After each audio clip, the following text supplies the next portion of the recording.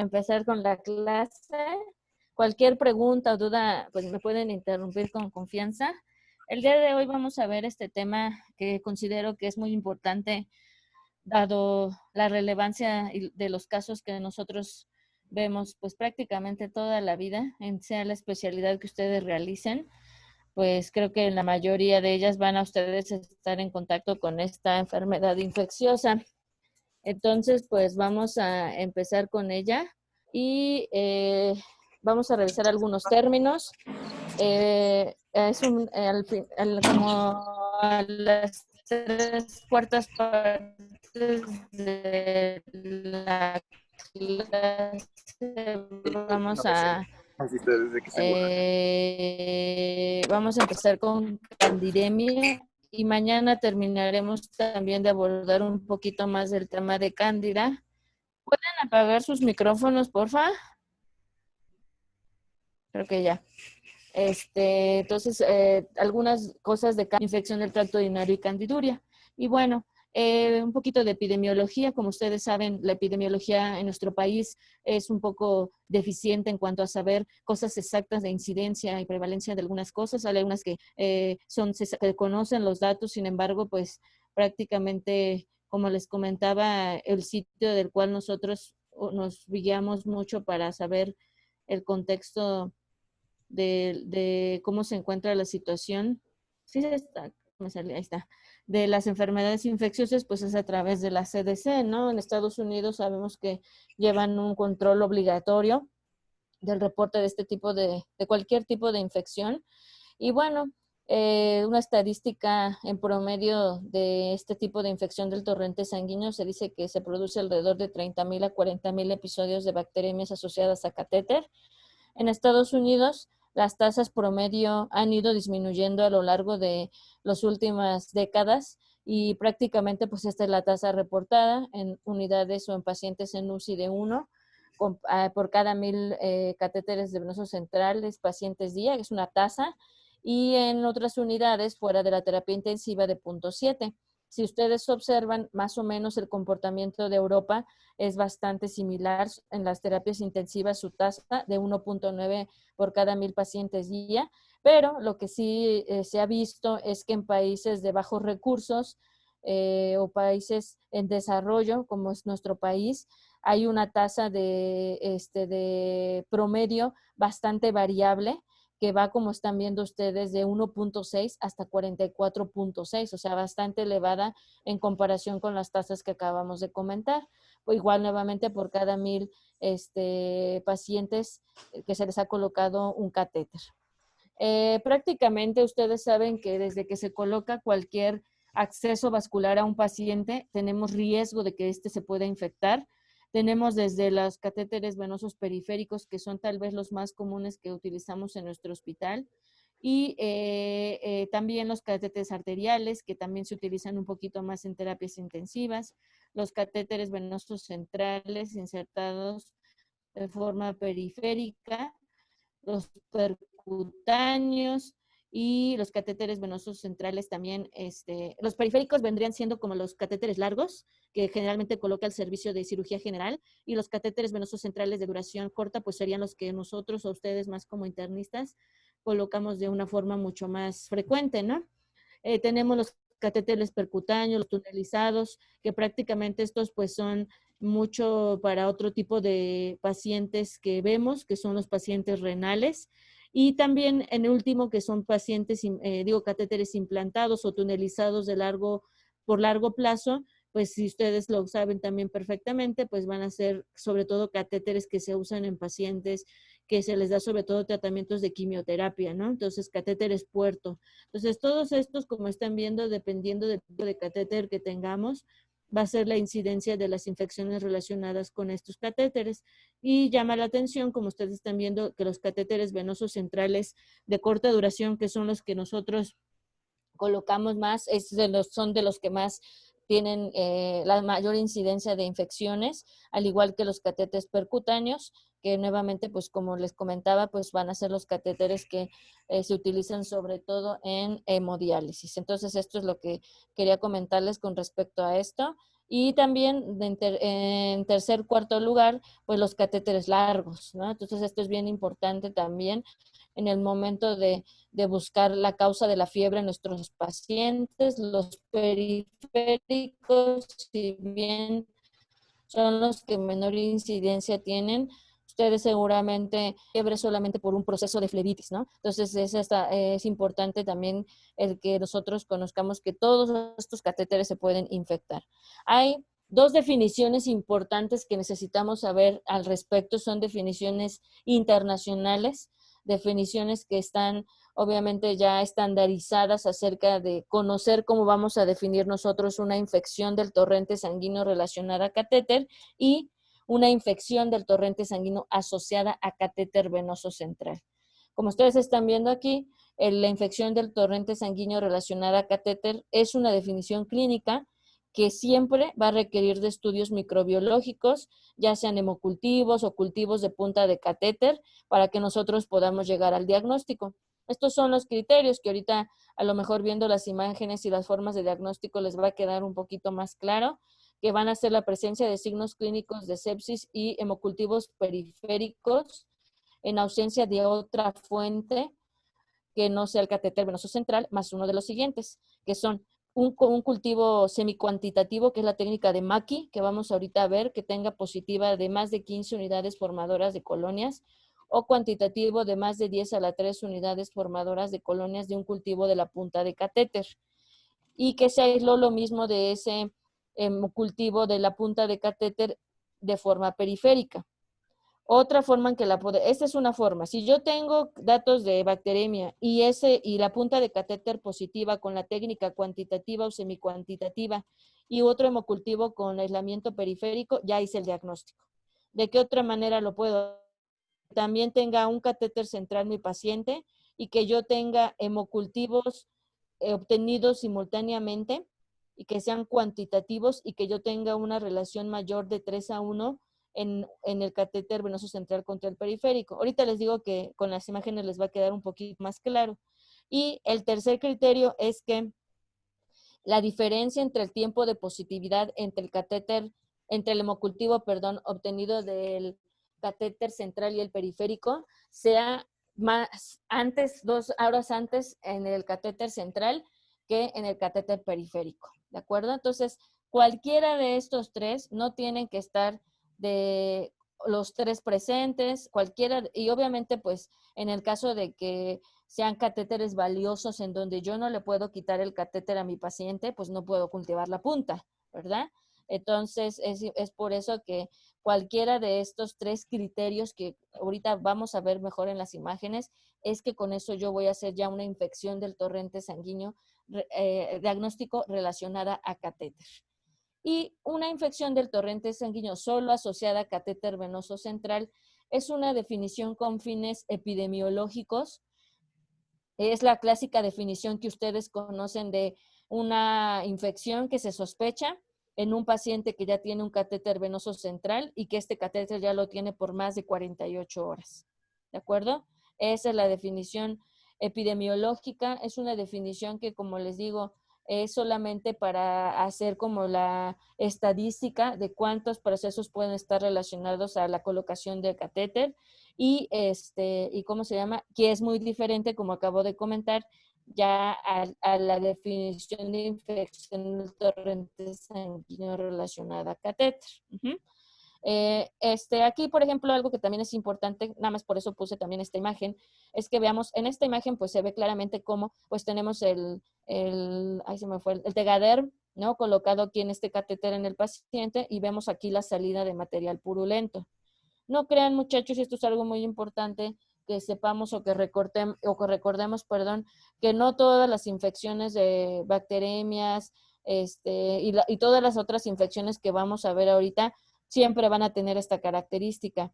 De hecho, van a ser más los casos en donde yo voy a ver o documentar una infección del torrente sanguíneo asociada a catéter por las pruebas que acabamos de comentar, cultivos, hemocultivos y la punta de catéter, a que yo prácticamente haga el diagnóstico solamente porque estoy viendo secreción purulenta, ¿de acuerdo? Vamos a ver nosotros esta característica en los cultivos. Ay, espérenme porque ya se trabó esto. No puedo avanzar. Dale clic en la pantalla, Abby. Es que creo que puso la plumita, doctora. Por eso. Ay, ¿qué tengo que hacer? No sé. ¿Más? Regresar. Aquí hay algunas otras definiciones importantes que hay que ver en esta clase. Otra definición que nosotros tenemos que recordar, ¿verdad? Son las infecciones, espérame, es que no puedo quitar esto. Ah, ya está. Las infecciones del sitio de salida, que como ustedes están viendo aquí la definición o leyendo, se va a definir como la presencia de induración o eritema de menos de 2 centímetros desde el sitio de la colocación del catéter. Igual, no todo paciente que presente una infección o datos de infección o de eritema o induración va a tener una bacteremia. Son factores de riesgo que sí lo pueden llevar a presentar bacteremia al paciente, pero no todos los pacientes lo llegan a presentar. Otra definición importante, la infección del túnel, ¿no? La presencia de eritema e induración a lo largo del trayecto del catéter colocado. Creo que aquí se ve muy bien esta imagen, como en donde va la flecha, en todo lo que les estoy señalando, prácticamente pues es el trayecto del catéter. Si nosotros lo palpáramos ahí, pues prácticamente estaría indurado. El eritema pues también se evidencia y es otra cosa importante de otro proceso infeccioso, que prácticamente desde ahorita podemos decir que todas estas infecciones del túnel son necesario y obligatorio que para que se erradique se tiene que quitar o retirar el catéter. La infección del sitio puerto, ¿no? Como les comentaba hace ratito, pacientes que tienen que tener un catéter puerto por muchos motivos, como les comentaba hace ratito, de los más comunes son los pacientes que están con quimioterapia, y que pues tienen cada 15 días o cada mes que está recibiendo, cada determinado tiempo está recibiendo su quimioterapia, y pues también es común y que podamos llegar a presentar estas infecciones, ¿no? Aquí pues se ve característica, bueno, llama mucho la atención, como ustedes están viendo, pues la salida aquí de este material purulento que vemos ahí. En los pacientes con hemodiálisis, estas infecciones ustedes saben que son de las principales causas de que acudan al hospital. Nuestro hospital troncoso pues no es la excepción. Hay varios estudios, como ustedes están observando aquí, que se han realizado de esta tasa de infecciones. Aquí les puse esta grafiquita porque nos vamos a empezar ya a entrar en lo que es los agentes infecciosos que podemos ver más comúnmente. Si bien estos están hechos en diferentes países, como ven Francia, Estados Unidos, Canadá, Israel, el que predomina pues es el Staphylococcus aureus, coagulasa, o otra forma, como ya lo vimos en las clases pasadas, el estafilococo coagulasa positivo, ¿no? Catalasa positivo, coagulasa positivo, seguido, en muchos sitios de los estafilococos coagulasa negativos. Aquí entran, o aquí tal vez el más común va a ser el epidermidis, el hominis, también podemos ver el lugdunensis.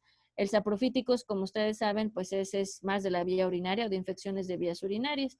Y vemos también como el enterococo en algunos sitios, como están viendo aquí, también pueden llegar a tener papel importante. Si ven aquí en esta incidencia o en esta tabla de incidencia de las infecciones del torrente, prácticamente el papel de las enterobacterias no es tan relevante como lo es todavía o predominando en el estafilococo. Aquí también otra estadística, que esta es de una revista de revisión española. Nuevamente, los microorganismos aislados de la bacteremia relacionadas en pacientes igual en hemodiálisis. Nuevamente aquí vemos cómo se llevan el primer lugar los cocos gram positivos, Staphylococcus aureus, el epidermidis, el enterococcus. Hay infecciones polimicrobianas también. Las de hongos son las más o las menos frecuentes. Y pues sí se llega a ver en algunos casos, y ya hablando más en el contexto de pacientes en inmunosupresión, el papel que ya llega a tener importantemente los bacilos gram negativos, ¿no? Las enterobacterias, las pseudomonas, el acinetobacter, la klebsiella, y pues esto, como ustedes saben, y siempre se los he comentado, la epidemiología en cada hospital y en cada país va a variar dependiendo de la población. ¿Cuáles van a ser? Son 4 las principales fuentes de origen de las bacteremias relacionadas a catéter o de las infecciones relacionadas a catéter. Voy a ir por de la más frecuente a la menos frecuente, y la más frecuente pues es, como estamos viendo aquí en esta fechita, que va a ser la migración de lo que es las bacterias que podemos encontrar en zonas extraluminales.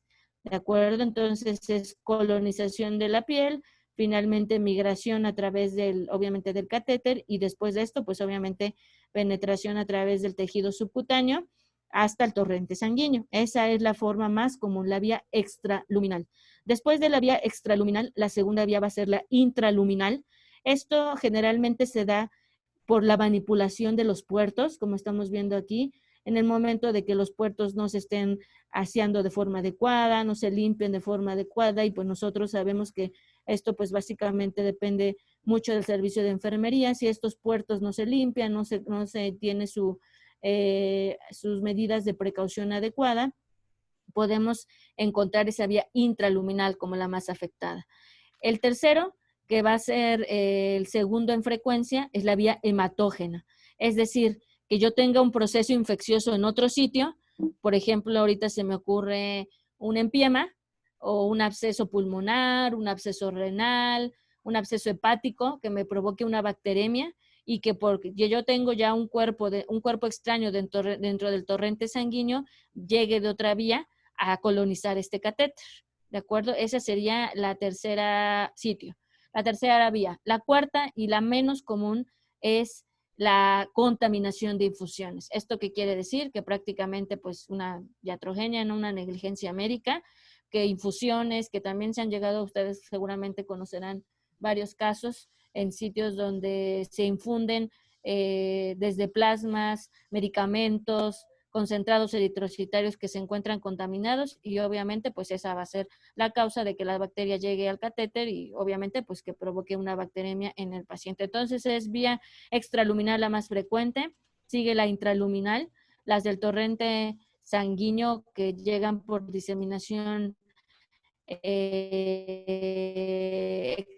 lejana, digamos, y la cuarta, que es la menos frecuente, pues van a ser las infusiones o cualquier medicamento, como acabo de comentar en la única clase que creo que les di en alguna, en el salón, en la biblioteca, acerca de las muestras de catéteres.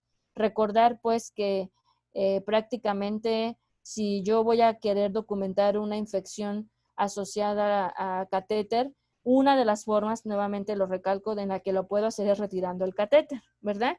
Y yo voy a mandar esta punta de catéter a cultivo como nada más recordatorio para que ustedes nuevamente lo traigan a su mente. Recuerden que debe de ser, en el caso de adultos, que es lo que nosotros vemos, es 5 centímetros de la punta de catéter lo que tenemos que enviar. La podemos enviar en cualquier de estos medios que están viendo aquí, lo podemos enviar en un Stuart, en un frasco estéril como los que utilizamos para las muestras de coprocultivo o urocultivo, en cualquier tipo de tubo que nos puedan dar en el laboratorio, seco, o sea, que no tenga ningún medio, completamente estéril, y los otros llevarlo al laboratorio. Entonces, como yo les comentaba hace ratito, para hacer el diagnóstico de las infecciones asociadas a catéter, dijimos que es la que tenga el catéter, obviamente por más de 48 horas, más cualquiera de uno de 3 criterios. Y este va a ser uno de los primeros 2. Que tenga yo hemocultivos periféricos, es decir, aquí tengo en esta imagen un catéter central en mi paciente. Tomo un hemocultivo, como están viendo en la imagen, uno central, tomo un hemocultivo, de forma periférica. Estos pues nada más los puse así como ejemplos, pero pues ya saben que los frascos que nosotros usamos de hemocultivo son como estos de la tapita azul, pero de tapa naranja y verde para medio de aerobio y anaerobio. Recuerden, muchachos, que esto es algo muy importante que también ya lo habíamos dicho en las clases de hemocultivos, que son 40 mililitros, ¿verdad? O sea, es un set de hemocultivos de vía central y un set de hemocultivo de vía periférica. 40 mililitros de aquí y 40 mililitros de forma periférica. Después hago yo, y eso de lo que les comentaba, de cuándo van a ser, o sea, qué relación tiene que tener, por lo menos que la relación de los hemocultivos centrales, como están viendo aquí, de hecho aquí en la colonia, en el lagar, se ve la diferencia, tenga una relación de 3:1, o sea, que 3 veces más me crezcan bacterias en el hemocultivo central que en el hemocultivo periférico. Esto creo que no lo tengo que explicar, pero ustedes saben precisamente que esto es, pues obviamente porque la carga bacteriana a nivel de lo que es el catéter va a ser el sitio donde mayor carga bacteriana vamos a tener, ¿de acuerdo? Por eso es que vamos a presentar esta relación de 3:1 en relación más bacterias de unidades formadoras de colonias más en el catéter central que en la vía periférica. Ya con esto yo puedo hacer el diagnóstico de una bacteremia asociada a catéter. Este que está aquí abajo es el segundo punto que yo puedo tener para hacer el diagnóstico. Nuevamente, yo tomo, y obviamente pues por lógica que sea la misma bacteria, ¿no? O sea que si aquí creció Staphylococcus aureus, aquí tiene que crecer Staphylococcus aureus. No tienen que ser bacterias diferentes. Y en otro criterio es que igual tomo 40 mililitros de cada parte, vía periférica, vía central. Y aquí lo que yo veo en mi sitio de laboratorio es que el tiempo en que este hemocultivo de acá, el central, es positivo, es 2 horas antes que el tiempo que está positivo en el medio periférico y nuevamente de la misma bacteria. ¿Sí queda claro estos criterios, muchachos? Sí, doctora. Sí, doctora. Sí, doctora. ¿Sí? ¿Seguros? Sí. Sí. Ok, bueno, entonces, si yo tengo uno de esos dos, ya tengo el diagnóstico, ¿sale? Entonces, pero nuevamente vean el razonamiento. Siempre tiene que ser de vía central y también periférica, ¿de acuerdo? O sea, aquí está la flechita, tanto en el dibujo de arriba como en el de abajo, pues es que está ejemplificando o representando lo que es pues una vena, ¿no? O sea, una vena periférica, que en este caso nosotros donde generalmente tomamos los hemocultivos, pues son en el brazo, ¿no? Entonces, y el otro criterio que comentábamos es cuando yo ya voy a retirar el catéter y obtengo el mismo microorganismo de la punta de catéter y hemocultivos periféricos, ¿sí? Entonces, tomo también, obviamente, no voy a, esto que quede bien claro, yo no voy a hacer el diagnóstico de una infección asociada a catéter solamente retirando el catéter y mandando el cultivo a punta. ¿Sí me queda claro? O sea, a fuerza tengo que tener tanto que de mi cultivo de la punta de catéter como de un hemocultivo periférico tenga el desarrollo de la misma bacteria. ¿Cómo voy a hacer este cultivo de las puntas de catéter? Ya estábamos hablando hace ratito de la forma en la que los vamos a mandar. Les decía yo que debe de ser el porcentaje de por lo menos, la medición de por lo menos 5 centímetros de la punta. Y hay dos técnicas. Una técnica es la técnica semicuantitativa, también conocida con el nombre de técnica de Mackey. Una técnica que se describió en los 80s, que consiste en la técnica de Mackey. Entonces, la técnica de Mackey llega aquí la punta de catéter. Ustedes prácticamente la llevan al laboratorio. Esto es algo del trabajo del laboratorio, obviamente. Sacan la punta de catéter, tienen un medio de cultivo, pueden ser varios, generalmente lo siembran en un medio de agar sangre. Esta técnica también se le conoce como técnica de rodamiento. Y lo que hacen prácticamente con su asa y en el agar es rodarlo. O sea, ese es textual. O sea, lo van rodando por todo el agar, lo dejan incubando 24 o 48 horas y mi criterio va a ser positivo si a las 24 horas de que yo analizo y leo mi agar encuentro 15 unidades formadoras de colonias. ¿Qué desventaja, Carlita, le verías tú a esta técnica?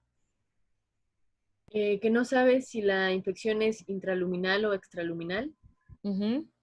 Exacto, ¿no? Entonces no es una técnica tan exacta. Digamos que incluso ahí les puse abajo en el método cuantitativo que prácticamente tenemos probabilidad de tener falsos negativos con la técnica de Mackie, precisamente porque nada más con la técnica de Mackie o de rodamiento estamos viendo como principal causa, ¿cómo se llama? El factor de riesgo que sea extraluminoso, sobre todo más frecuente de infecciones asociadas a catéter, como están leyendo aquí, en catéteres que ya tienen mucho tiempo. Entonces, el método cuantitativo, ¿qué es lo que consiste? Nuevamente llevo mi punta en mi frasco estéril, lo llevo al laboratorio. Lo que hacen el laboratorio es ponerlo en un caldo, que de hecho es de ese color amarillito. Se llama caldo BHI, es una infusión de cerebro y corazón, Bright Heart Infusion se llama. Es un medio rico en proporcionarle muchos nutrientes a las bacterias y les permite su desarrollo. Después de que lo meten ahí, en ese caldito, hacen una técnica que puede ser, que se llama de vortex, o otra técnica que se conoce con el nombre de sonicación, que no es otra cosa más que, muchachos, lo ponen así, se ve así como esta imagen de aquí, y empieza a vibrar, así, empieza a vibrar a cierta, obviamente a ciertas revoluciones, a cierta, no me acuerdo a cuánto, pero empieza obviamente produciéndose todo un movimiento de líquido dentro del catéter, que es aquí lo que yo tengo también, tanto dentro como afuera, o sea, tanto extraluminal como intraluminal. Y aquí pues obviamente me va a interesar porque yo en este caso también me interesa saber cuáles son las bacterias que están dentro del lumen. Después de que yo hago eso por 2 a 4 minutos, hago solamente con una asa, tomo el liquidito, o sea, la punta de catéter ahí ya no la voy a ocupar para nada. Yo ya voy a ocupar el líquido que se disolvió aquí a toda la cantidad de bacterias que yo estoy sospechando. Y nuevamente lo siembro en diferentes agares. Y el punto de corte, para que yo diga que esto es como positivo, como ya habíamos dicho hace ratito, es de 10 a las 3 unidades formadoras de colonias. ¿De acuerdo? Entonces, pero nuevamente, como recalco, no solamente tengo que tener la punta de catéter positivo, sino que también tengo que tener un hemocultivo periférico de la misma bacteria, obviamente. ¿Sí queda claro esto entonces de los 3 criterios que deben de estar? Si no quito el catéter, cualquiera de estos dos ya es un diagnóstico. Si quito el catéter, tengo que tener el cultivo de la punta de catéter por cualquiera de estos dos, más un hemocultivo periférico. ¿Cuál realizan en troncoso? ¿Cuál técnica de saben, chicos? ¿Sí me escuchan? Sí, Sí, la doctora. semicuantitativa, ¿no, doctora? ¿Cuál? La semicuantitativa. Ajá, sí, exactamente, o sea, hacen puro maqui. Es, prácticamente, pues, la verdad es que muchas veces, pues, probablemente no lleguemos también a hacer diagnósticos de infecciones relacionadas a catéter por esta técnica, ¿no?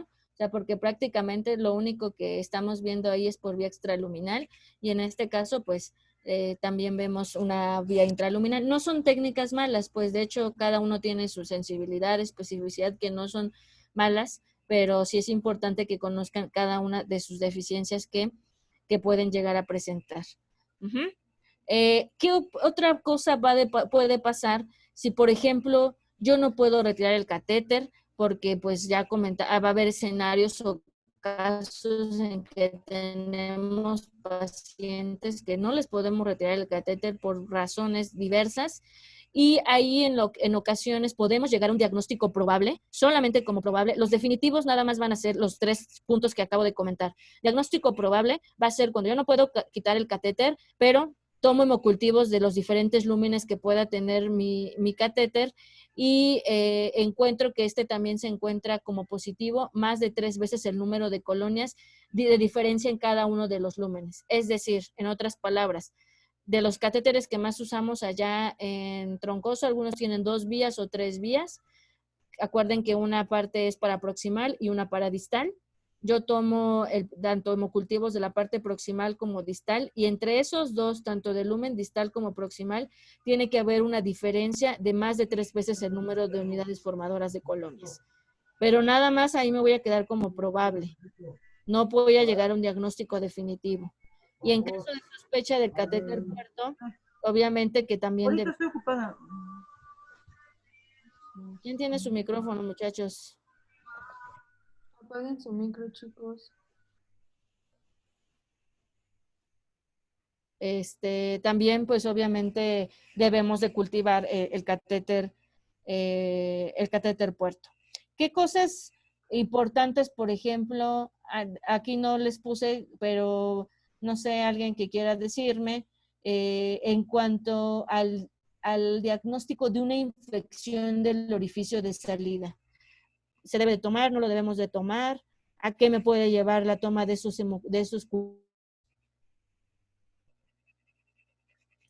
Brenda? Doctora, no la escuché lo último. Que si yo tengo una infección del orificio de salida, ¿cómo puedo llegar al diagnóstico? Mencionaba que por frotis o impronta Uh-huh. se podía realizar, pues, obviamente, pues, tinción o cultivo. Uh-huh. ¿Y a qué me podría llevar si yo no tengo una sospecha alta de infección del orificio de salida? ¿A qué me podría llevar obtener un resultado o tomar una muestra de un sitio así si no hay datos de infección? O sea, si no hay eritema, si no hay a lo mejor secreción purulenta, ¿a qué me podría llevar? ¿Brenda? No entiendo bien la pregunta, doctora. Puede ser a que tomemos flora de la piel, pues en la piel, o sea, al momento de hacer prótesis, si no hay datos de infección, o sea, que sea, que no, que realmente no tenga una infección. A que se retire el catéter de manera innecesaria.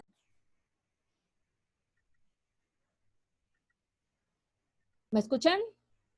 Ya te escuchamos, Abby. Perdón, es que ya regresó el internet. Ah, ya, con razón. Entonces, bueno, perdón, no escuché sus comentarios. ¿Qué dijiste, Fanny? Perdón. A que tomáramos microorganismos propios de la flora que se encuentra en la piel. O sea, Uh-huh. si no hay datos clínicos de una infección, pues ¿Y eso cómo podríamos le llamarías tú? que esté contaminada, ¿no? La muestra, más bien. Colonizado, que estén colonizados, Colonizado. ¿no? Exactamente. Sí. Entonces, eso también es otro concepto importante que hay que distinguir infección de colonización. Y como comentábamos, ¿no?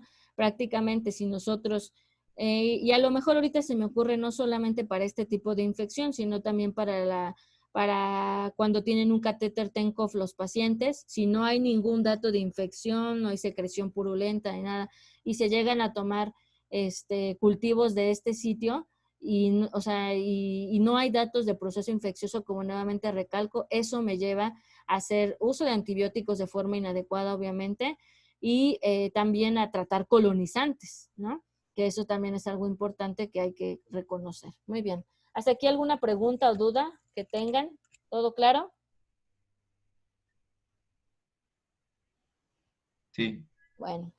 En el tratamiento empírico, que no todavía voy a hablar de antibióticos aquí, pero como ya comentaba hace ratito, pues en muchos sitios la principal causa de este proceso pues van a ser los cocos gram positivos.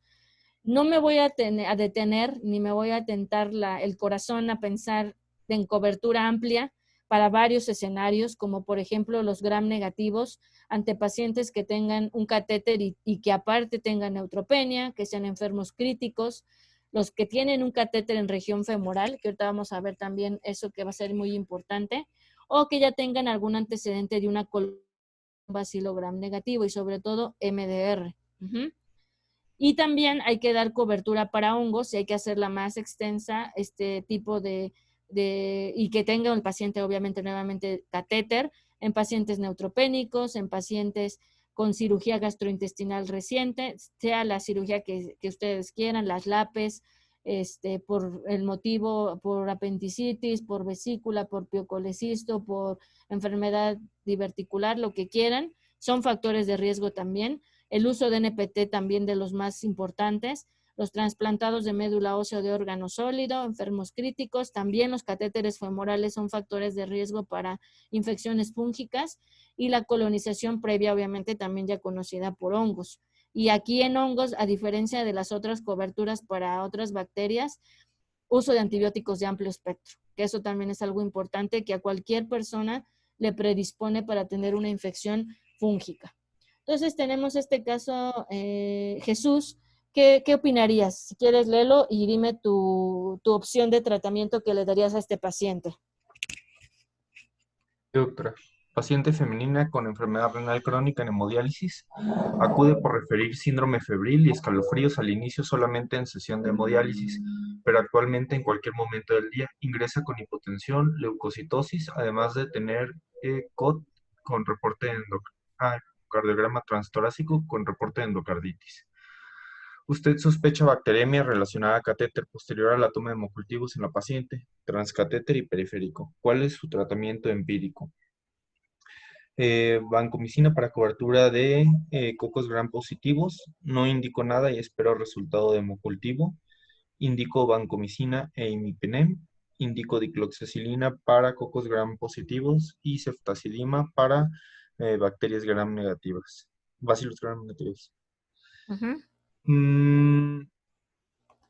Bueno, la opción que yo elegiría sería la A, vancomicina para cobertura de cocos gram positivos. ¿Alguien opina diferente a Jesús?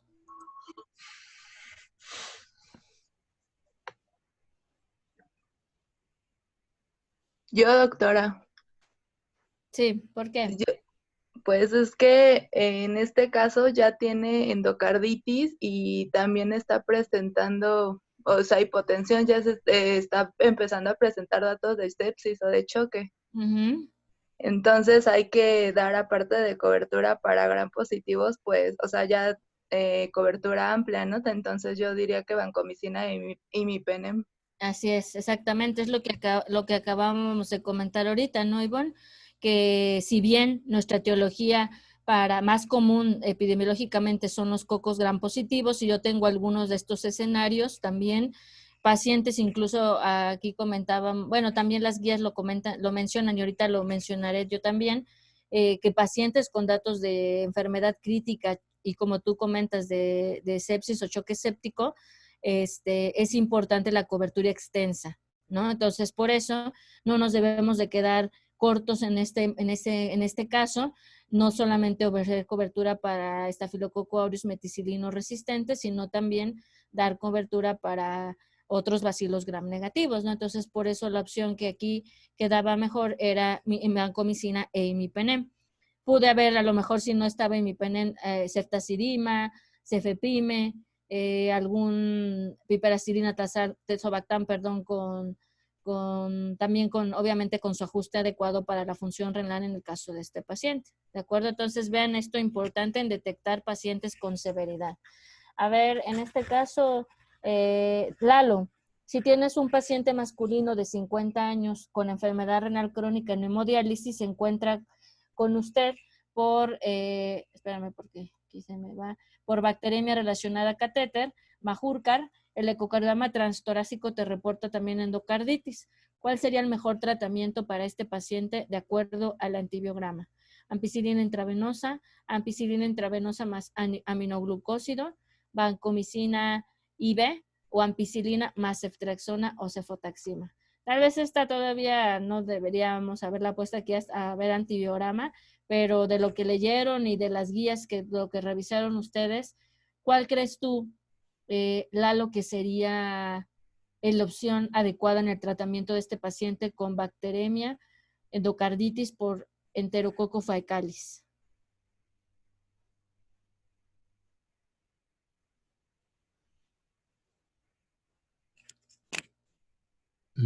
Yo le daría la ampicilina más aminoglucósido. ¿Alguien opina diferente? Pero es renal, Lalo. Oh, sí, ya vi la enfermedad renal en hemodiálisis. Digo, o sea, ya tiene un problema, pero aparte ya sabes que el aminoglucósido tampoco nada más tiene afección a nivel renal, ¿no? También tenemos un problema ahí con el efecto ototóxico que nos puede llegar a presentar. ¿Cuál crees tú que sería el, el tratamiento más adecuado? A ver, ¿qué les preguntaron en el ENARM? Les pregunta de ENARM.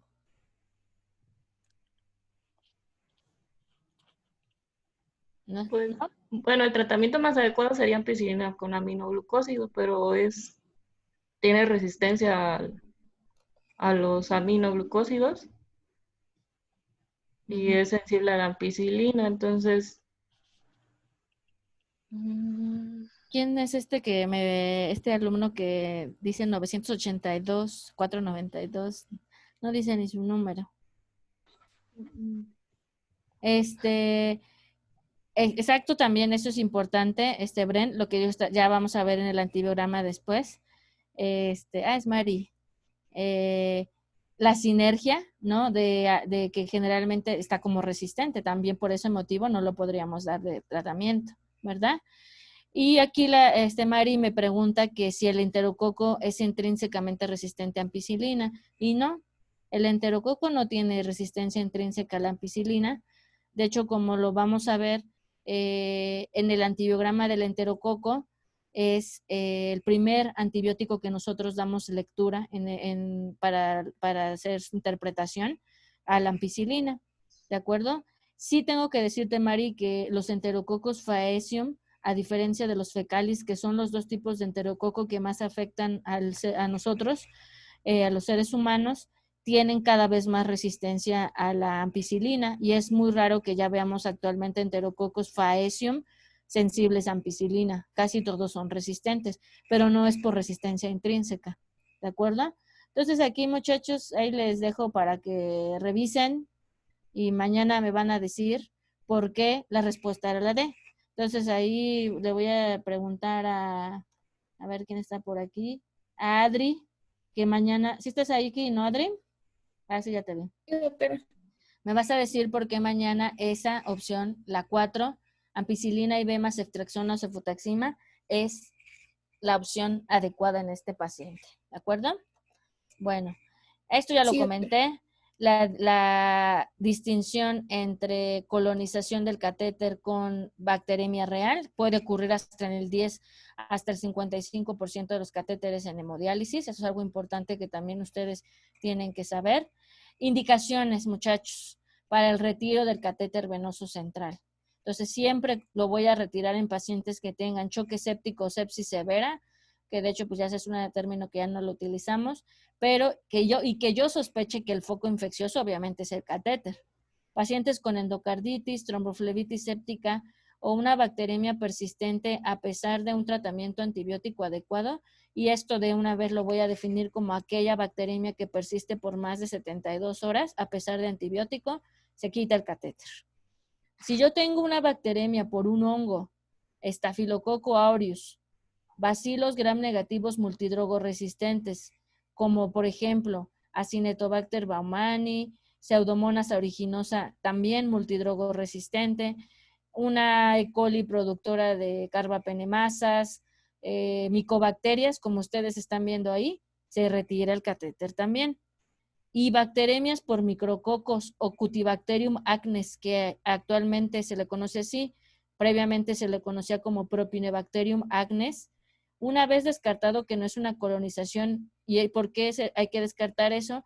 Porque sabemos que estas bacterias que están aquí son propias de la piel. ¿Cómo crees tú, Adri, que yo voy a descartar que no sea una colonización? Una infección en el torrente sanguíneo por estas bacterias. ¿Cómo crees tú?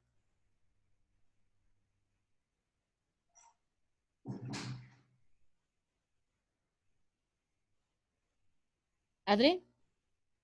Igual con hemocultivos. Ajá, o sea, yo tengo un set de hemocultivos y ya con eso lo descarto. ¿O tú cuándo empezarías a sospechar que es una verdadera infección versus a que nada más es una colonización?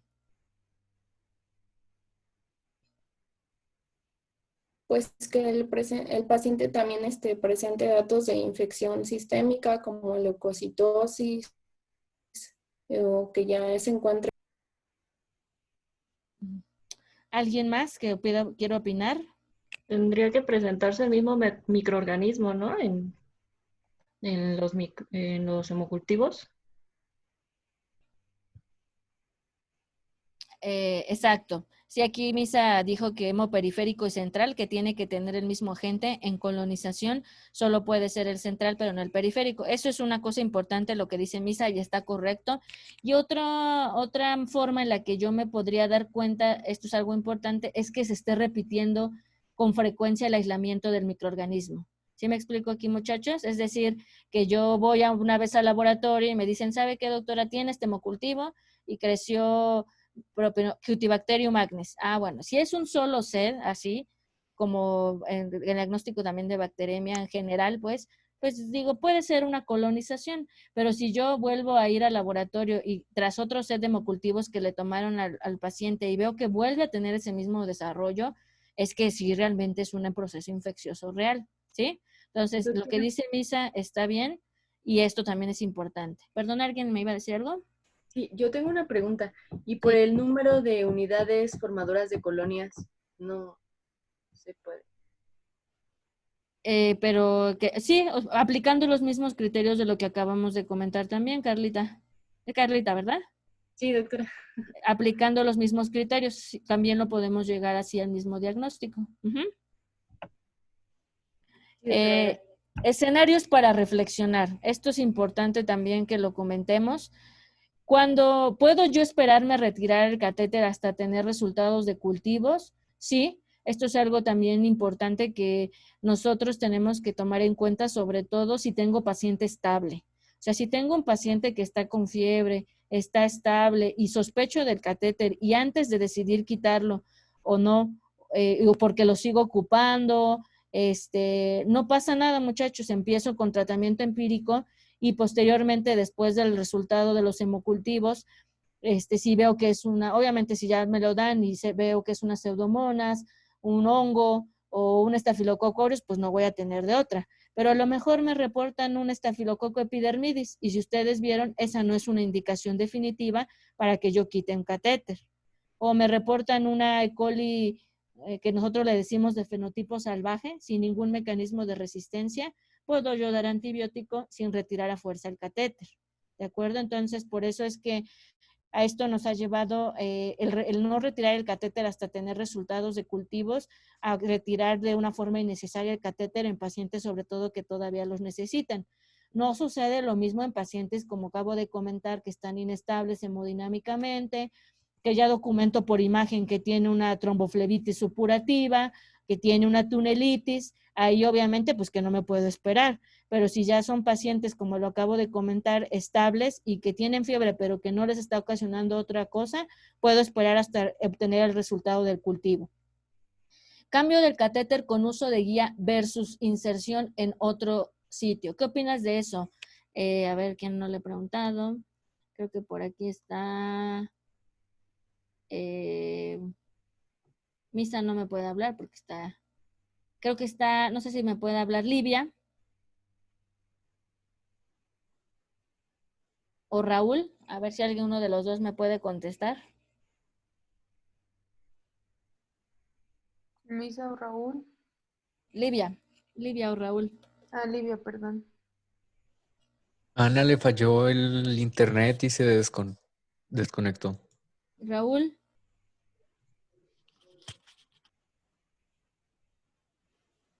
¿No? Ivonne, entonces. Pues en teoría lo ideal sería como cambiar el catéter a un nuevo sitio. Sin embargo, hay situaciones en las que se puede considerar el uso de guía. Hablaba sobre todo de situaciones donde el angioacceso es difícil en los pacientes, pero pues también hay que considerar datos como que no haya tunelitis o infección del sitio de salida, y también depende del microorganismo que se aísle. Exacto, muy bien. Como acabas de decir, ¿no? Accesos que son valiosos, siempre los pacientes que más les consideramos como accesos valiosos son los pacientes renales, ¿no? Los pacientes que tienen ya múltiples punciones, catéteres femorales, yugurales, subclavios y que tienen accesos pues valiosos. Efectivamente, como acabas de comentar, son pacientes en los que nosotros tenemos que considerar, después de iniciar el tratamiento antibiótico, hacer el cambio del catéter utilizando guía. Lo ideal, como también acabas de comentar tú, es cambiar el sitio, ¿no? O sea, si yo lo coloqué, no sé, por ejemplo, subclavio derecho, puedo colocarlo yugular o en alguna otra localización, pero si tengo un escenario como los que acabamos de comentar con accesos valiosos, pues preferible vamos a hacer eso. También es importante, aquí lo voy a comentar de una vez, que sepamos cuáles van a ser los catéteres que más se van a infectar. Y ustedes seguramente también lo leyeron. El sitio que más frecuentemente se va a tener riesgo para proceso infeccioso es el femoral. Después sigue el yugular y en último lugar va a ser el subclavio. ¿De acuerdo? El catéter subclavio va a ser el que va a tener menor riesgo de que pueda tener un proceso infeccioso. Una vez que yo ya sé o que ya hice el diagnóstico microbiológico por los criterios que nosotros acabamos de comentar, es importante dirigir ya el tratamiento, ¿verdad? Si yo tengo un estafilococo coagulasa negativo, idealmente, muchachos, si no existe una contraindicación, toda infección por catéter, hay que retirar el catéter. Ya hemos comentado ahorita que hay ciertos escenarios en donde vamos a pensar o a hacer reflexión en quienes no lo vamos a retirar, pero idealmente si ya es un catéter que yo no ocupo, pues lo retiro. Un estafilococo coagulasa positivo, si no tenemos una contraindicación y no es un acceso valioso, hay que quitar el catéter, tratamos por 5 a 7 días. Si se requiere salvar el catéter, por ejemplo, aquí es muy importante combinar la terapia antibiótico con terapia de cierre de antibiótico, que ahorita vamos a hablar un poquito de eso, por 10 a 14 días, es decir, posponerle también antibiótico al lumen. Tratamiento de primera elección, si yo no tengo antibiograma y considero que mi sospecha por epidemiología en mi hospital es más común de cocos gram positivos, pues va a ser el uso de vancomicina. Lo mismo va a ocurrir con el Staphylococcus aureus, pero ahí sí, en Staphylococcus aureus o se quita, como ya dijimos, ¿verdad? Vamos a quitar el catéter, vamos a dar tratamiento antibiótico. Aquí 2 a 6 semanas lo dejo como mucho entre comillas porque va a depender mucho de la evolución del paciente. En general, yo lo que doy de tratamiento para los pacientes son 2 semanas, pero a partir, vamos a ver ahorita de cuándo ya vamos a empezar a contar esas 2 semanas. Dependiendo del antibiograma, si es sensible o si voy a iniciar yo como un tratamiento empírico, pues va a ser vancomicina. ¿A partir de qué día Jesús, voy a contar yo la duración de mi tratamiento antibiótico en mis pacientes? Desde el primer día que salió el resultado positivo. ¿Alguien opina diferente a Jesús? Ese es el primer día que aparece el primer resultado negativo, ¿no? Exactamente. Entonces, no es Jesús a partir de que, por ejemplo, hoy detecto la bacteremia y ya doy vancomicina. No, como acaba de decir Raúl, tengo que, y específicamente más en el caso de los Staphylococcus aureus y la cándida, es cuando más está indicado que yo a las 48 horas tome nuevamente hemocultivos. Si esos hemocultivos, por ejemplo, nuevamente, otra vez pongo el ejemplo, hoy lunes tomo mis hemocultivos los tomé el sábado. Hoy me los reportan como presencia de Staphylococcus aureus, tanto en catéter como periférico. Inicio mi tratamiento. El miércoles vuelvo a tomar hemocultivos y me dicen al otro día, en el jueves, sus hemocultivos siguen positivos. Sigue creciendo el mismo Staphylococcus aureus. ¿Qué es lo que hago otra vez en ese momento? El día viernes, otra vez tomando otros hemocultivos, y que no sé, que ya el día viernes, el día sábado tenga laboratorio, como en cualquier lugar debería de ser que hubiera laboratorio todos los días, el día sábado me digan, ya no creció su microorganismo. A partir de ese día sábado, voy a contar yo los 14 días de la duración del tratamiento antibiótico. ¿Sí queda claro esto, chicos? O sea, es a partir de que yo ya tengo hemocultivos que son negativos. Y nuevamente, como más les indico aquí, es más en el caso de infecciones por Staphylococcus aureus y por cándida. También a todo paciente que tiene una infección por Staphylococcus aureus y que la fiebre persiste, que la bacteremia persiste, este caso que les acabo de poner de que el miércoles siguen positivos y no sé, el viernes siguieran positivos, está indicado tomar el ecocardiograma en estos pacientes transtorácico o transesofágico, de preferencia el transesofágico. Y esto pues también va a ser algo importante para descartar endocarditis en los pacientes. Vean esto que es bien importante también. El tiempo óptimo para evitar falsos negativos en un paciente que tiene bacteremia por Staphylococcus aureus son 5 a 7 días posterior a la identificación de la bacteremia, ¿sí? Es decir, nuevamente en este caso que les acabo de poner, si hoy inicié el tratamiento, yo hoy detecté la bacteremia y mañana le pido un ecocardiograma a mi paciente y lleva 3, 4 días con la evolución de este proceso, puede ser que el ecocardiograma me salga negativo. ¿Sí queda claro esto, muchachos? Porque todavía no se lleva a cabo la implantación, el biofilm, la adherencia de las bacterias, en este caso, por ejemplo, las válvulas, ¿no? Entonces, por eso es que se sugiere, y el tiempo óptimo para evitar estos falsos negativos es que después de 5 días de que yo identifiqué la bacteremia, o también ahí le pondría candidemia, pida yo el ecocardiograma para no evitar que tenga falsos negativos, ¿de acuerdo? Ya lo que comentamos ahorita, si se tiene 48, 72 horas con hemocultivos negativos, ya a partir de ahí cuento los días y también puedo, si requiero otro catéter en mi paciente, volver a ponerle otro catéter. En los enterococos también se sugiere, si son catéteres de corta duración, retirar el catéter, tratar por 7 a 14 días. Ya hablábamos que uno de los antibióticos de primera elección para estos pacientes va a ser la ampicilina. Nuevamente, como comentábamos, para el estafilococo coagulasa negativo, podemos dar antibiótico y terapia de cierre de antibiótico por 14 días para tratar de salvar al catéter. Y también en este caso, si yo veo que tras 48 o 72 horas el paciente sigue con fiebre, hay que pedir ecocardiograma para descartar también aquí endocarditis. ¿De acuerdo?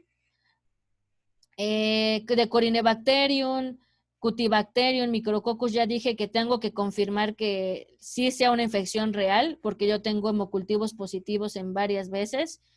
Pseudomonas, retiro el catéter, siempre. Antibióticos van a durar de 10 a 14 días para el tratamiento y obviamente pues tiene que ser un medicamento que tenga cobertura para pseudomonas. Otros bacilos gram negativos, puedo retirarlo o puedo rescatarlo. Que no sean obviamente pseudomonas o bacilos gram negativos MDR. Pero si tiene más de 72 horas, nuevamente, al igual que los otros ejemplos que acabamos de decir, siempre tiene que retirarse el catéter. Y cándida es otro escenario que, como ya dijimos, siempre hay que retirar el catéter. Aquí la retención, a diferencia de las bacterias, es peor aún en los hongos si yo retengo el catéter. A lo mejor si nos vemos así buena onda o replano es un catéter que el paciente está requiriendo y no se lo puedo quitar porque es un paciente grave y tiene un Staphylococcus aureus, por ejemplo, comparándolo con la cándida, puedo decir, bueno, está bien, me aguanto ahorita y después se lo quito.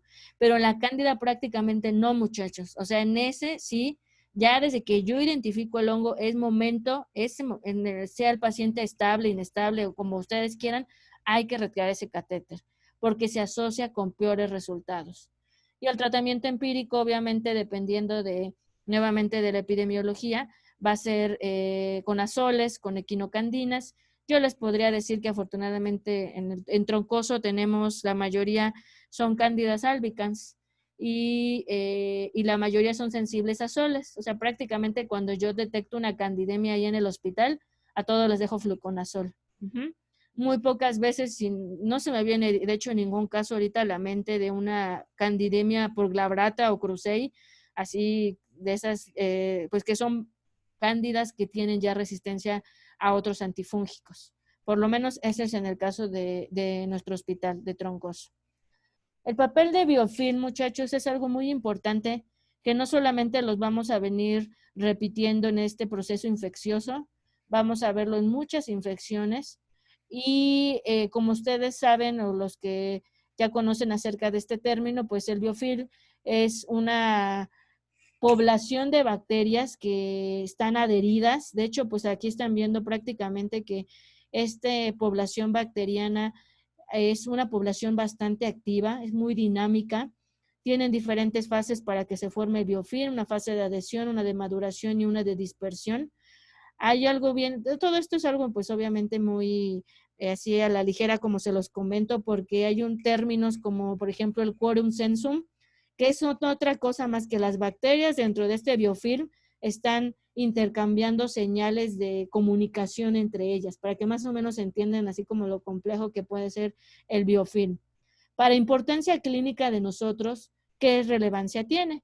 Un biofilm, al ser un conglomerado de bacterias, al ser un conglomerado de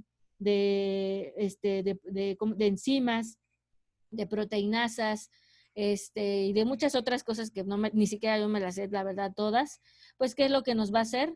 Hay una disminución de la penetración de antibióticos, hay bacterias y células en estado quiescente o durmiente. También este mismo biofilm hace que haya bombas de expulsión y otros mecanismos de resistencia antibacteriana, y también tenemos presencia de enzimas inactivadoras, que como lo vimos en todas las demás clases de antibióticos que nos comentaron sus compañeros, muchos de ellos nos dijeron para muchos antibióticos que muchos inactivan por enzimas. Por poner uno de los más comunes que vamos a ver en la interpretación del antibiograma, los aminoglucósidos. Todos esos se inactivan por enzimas inactivadoras, valga la redundancia. Entonces, este biofilm me tiene mucho peligro, pues, para mucha complicación en el momento en que yo trato una bacteremia asociada a catéter. Entonces, es algo importante que nosotros tenemos que tener en cuenta. La terapia de cierre con antibiótico es algo que prácticamente sí se realiza en nuestro hospital. De hecho, creo que todos ustedes conocen a la enfermera que está con nosotros, que no se me olvidó su nombre, Adriana, ¿cómo se llama nuestra enfermera de catéteres? Que ya se me olvidó. Anabel, ¿no? Anabel, sí, cierto, Anabel. Bueno, Anabel, pues la verdad es que pues siempre nos está ahí apoyando, pero también es un trabajote para una sola persona llevar todo lo de catéteres. Entonces, realmente sí es bastante pesado, pero ella realiza en los pacientes cuando les hace su curación, su terapia de cierre con antibiótico. Entonces, prácticamente, ¿qué es esto? Pues no consiste más que, como estamos viendo en la imagen, utilizar un antibiótico, varios tipos de antibióticos que se utilizan, Banco, Cefta, otras combinaciones, por ejemplo, rifampicina, todas estas se mezclan con un anticoagulante, que generalmente es heparina, y también se combinan con otros componentes importantes, como son el EDTA y el citrato. ¿Qué hace el EDTA y el citrato? Rompen el biofilm. Entonces, estos van a ser bien importantes para que yo favorezca la penetración de antibióticos en pacientes que puedan tener este tipo de infección. Vean cómo esto es algo importante. Una terapia de cierre con antibiótico en una infección asociada a catéter va de la mano con la terapia IV. O sea, no me va a bastar nada más con dar la terapia de cierre. Tengo que dar las dos cosas. ¿De acuerdo? Generalmente la solución es de 2 a 5 mililitros para cubrir prácticamente lo que es el lumen del catéter. Todo el lumen del catéter es lo que yo quiero cubrir. Vean, esto también es importante. En infecciones en catéteres de menos de 2 semanas, generalmente el origen de la infección es extraluminal y por tanto la terapia de cierre de antibiótico tiene poca utilidad. Sí tiene lógica esto, ¿no? ¿Por qué? Pues porque obviamente ahí no quiero tratar infecciones intraluminales. Entonces, prácticamente si yo tengo un catéter de menos de 2 semanas, pues no es obligatorio que yo aplique o que yo haga esta terapia de cierre con antibiótico, porque va a estar involucrado el mecanismo más común de proceso infeccioso, que va a ser el extraluminal. Altas tasas de falla de terapia de cierre en infecciones con Staph aureus, Cándida y Pseudomonas aeruginosa. O sea, ahí no hay nada mejor que la terapia IV para las bacteremias por estas y candidemia respectivamente para las infecciones por este tipo de agentes. Entonces es esto. Nuevamente recalco que la terapia de cierre de antibiótico va de la mano con la terapia intravenosa. no puedo nada más quedarme yo con este tipo de terapia para resolver este proceso infeccioso. Otras cosas importantes que creo que es de donde más impacto debería de quedarse ustedes para evitar las infecciones del torrente sanguíneo, pues obviamente lo que saben que tienen que hacer, entre más experiencia, entre más habilidad tengan ustedes en colocar un catéter central, pues menor va a ser el riesgo de infección en los pacientes. Entonces, va a depender mi infección o mi proceso infeccioso nuevamente como comento, de mi equipo de experiencia, de mi staff, ¿no? Obviamente el entrenamiento, y ustedes están obviamente en esta fase de entrenamiento y educación, tienen que aprender a colocar los catéteres, pero conforme pase el tiempo y ustedes sean mejores en la colocación, en la primer punción colocarlos, menor va a ser el riesgo de infección. No se olviden, y esto es algo que también no lo he visto en ustedes afortunadamente, pero por más grave, inestable que esté el paciente, no hay motivo para que ustedes no hagan la asepsia adecuada en el paciente. ¿De acuerdo? O sea, nunca deben de poner un catéter central y tampoco una vía periférica en el caso de enfermería sin previamente hacer la asepsia de ellos. Así esté muy grave el paciente. ¿Por qué? Porque muchas veces el riesgo de a los 24 o 48 horas ya va a estar infectado ese paciente. Entonces, siempre tienen que tener calma para realizar sus procedimientos. La asepsia está indicada con clorexidina, como ya puso Lalo por ahí, y yo creo que no hay que olvidarnos nunca también de eso, es que tienen ustedes que poner lavado de manos, ¿verdad? El lavado de manos es algo muy importante. Sus medidas de uso de guantes, bata, cubrebocas, campos, todo esto. Entonces eso creo que no se les debe de olvidar. Siempre tienen que pensar en el paciente para que no le provoquen este proceso infeccioso a ellos. Ya hablamos de la selección del sitio de inserción, cuál se infecta más, cuál se infecta menos. Idealmente, y esto sí se ha visto que ha tenido impacto en muchas clínicas, lo que es la checklist, es decir, que haya una enfermera con nosotros siempre que colocamos, o médico, no tiene que ser siempre enfermera, que nos haga el checklist de todos los procesos que debemos de tener nosotros antes de la colocación de un catéter. Posterior a la colocación del catéter, pues obviamente tiene que haber una desinfección de los puertos, de los conectores. Esto pues obviamente ya depende más del servicio de enfermería. Se sugiere, y esto es algo bien importante, baños en el paciente con clorexidina. Obviamente también hacer la asepsia y la limpieza, la curación tiene que ser con clorexidina. Importante es que si mi paciente ya resolvió, ¿cómo se llama? Si el paciente ya resolvió su proceso infeccioso o el proceso de inestabilidad que lo llevó a la colocación del catéter, reposición de electrolitos, lo que ustedes quieran, muchachos, que lo quite, ¿sí? O sea, si yo ya no ocupo un catéter, y lo mismo aplica para la sonda Foley, si ya no ocupo un catéter, si ya no ocupa la sonda Foley, hay que quitárselo. No tiene por qué tener un paciente más tiempo estos dispositivos invasivos si no los ocupa. ¿De acuerdo? También apósitos, es algo importante que nosotros tengamos. Se sugieren apósitos de gel o apósitos de gel con clorexidina también, que también es algo que nosotros tenemos que tener aquí en cuenta. Otras intervenciones que también hay que ser importante, que ahorita ya alguien estaba preguntando por ahí en el chat.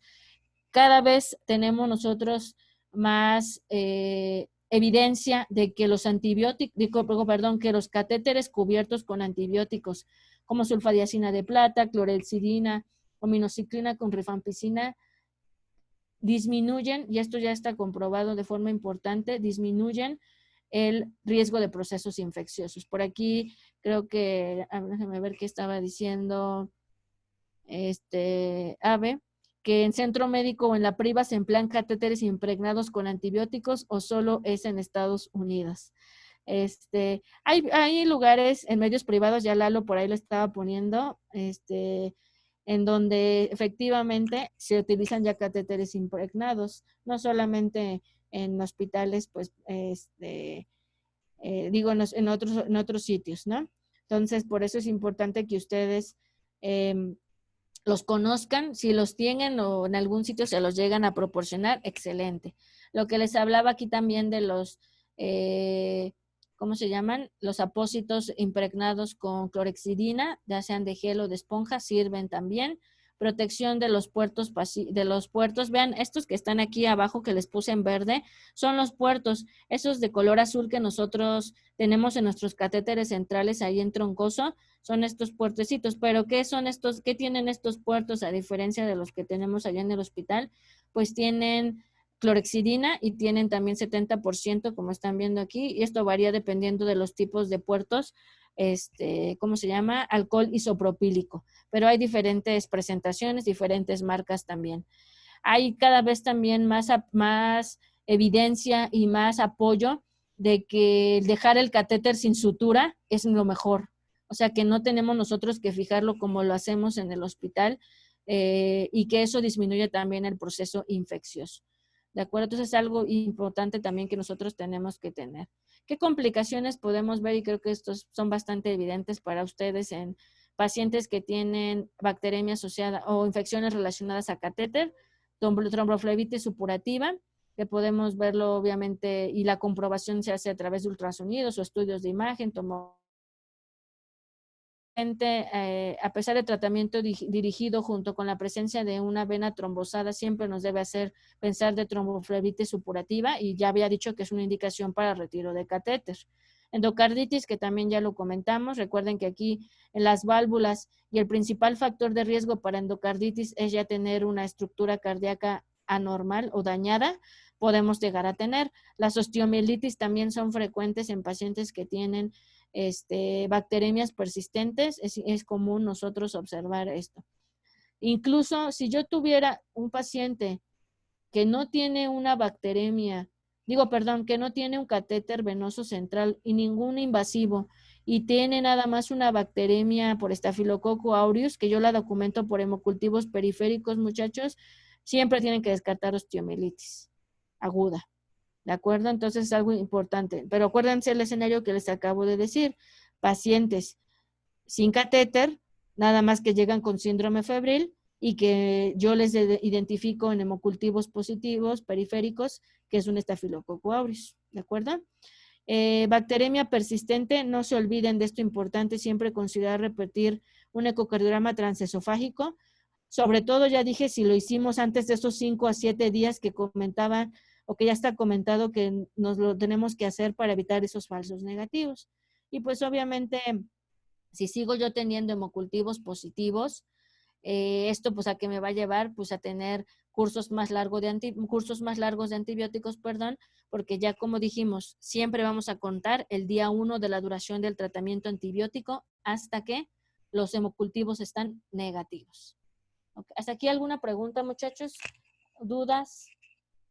¿No tienen ustedes?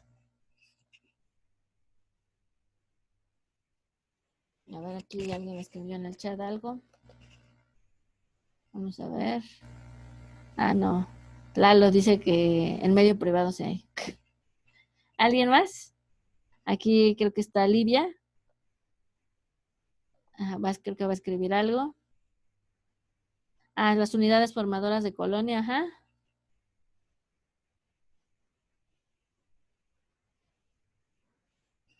¿Qué con las unidades formadoras de colonia? Ajá.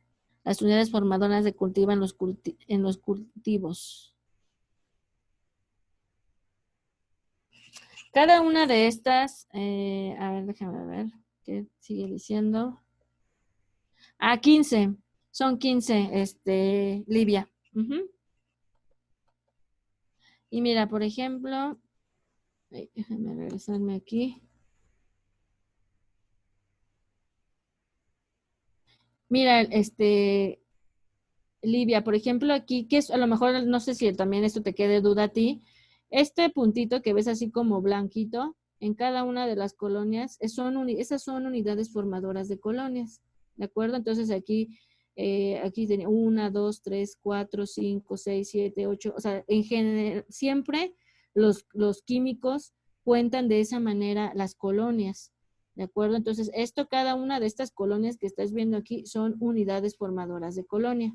No sé si eso también era lo que tenías de duda de qué era las unidades. El criterio, como Carlita ya te puso ahí, pues es que si yo cultivo la punta de catéter, en esta técnica, que es la técnica Mackey, son el criterio 15 unidades formadoras de colonias. Y en la técnica cuantitativa, ahí ya dijimos que son 1000, o sea, 10 a la 3 unidades formadoras de colonias para hacer el diagnóstico. No sé si eso sí era lo que te quedaba a ti de duda.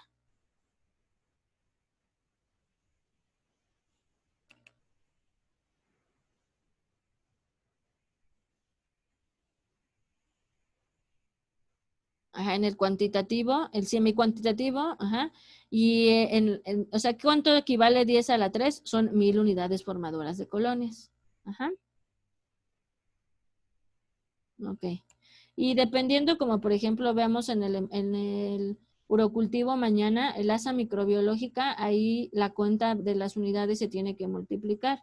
Entonces, por eso es que si lo hacen en microlitros, que generalmente es como lo hacen los químicos, es como reportan eso de unidades formadoras de colonias.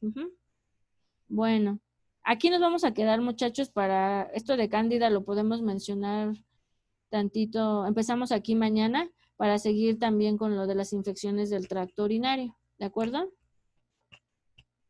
¿Alguna otra pregunta o duda? Gracias. ¿No tienen duda? Bueno, a mí me quedó nada más duda de eso que decía que era 10 a la 3 en las unidades formadoras de colonia en el método cuantitativo, porque en el que nos mandó de la ITSA dice 10 a la 2, ¿no? A ver, déjame ver, a lo mejor sí están bien. En el Que otro sí. serían 100, ¿no? 100 unidades, que Ajá. finalmente serían 100 unidades formadoras de colonias. A ver, déjame. ¿Los demás también leyeron eso, muchachos? En el otro que no es el de la ITSA sí dice 10 a la 3, doctora. Ah, entonces es que déjame checar eso entonces, porque sí, también dice, menciona ambos, ajá, exactamente, tanto de 10 a la 2 como de 10 a la 3. Pero sí, yo creo que, digamos que por criterios internacionales, el rubro sería de 10 a la 2 a 10 a la 3, unidades formadoras de colonias, de 100 a 1000. Gracias. Bueno, entonces mañana vamos a terminar. A ver, déjame ver. Sí, porque ya son 10:30, es que todavía me voy a tardar un ratito y ya no nos entra nada en la mente. Bueno, entonces mañana nos vemos para ver esto terminar lo de candidemia, que va a ser rapidito, y empezamos, y obviamente vemos el tema de infecciones del tracto urinario. Sí, ya vi. Bueno, muy bien. Sí. Bueno, hasta mañana. Que descansen. Bye, gracias. Mañana, buenas noches. Bye.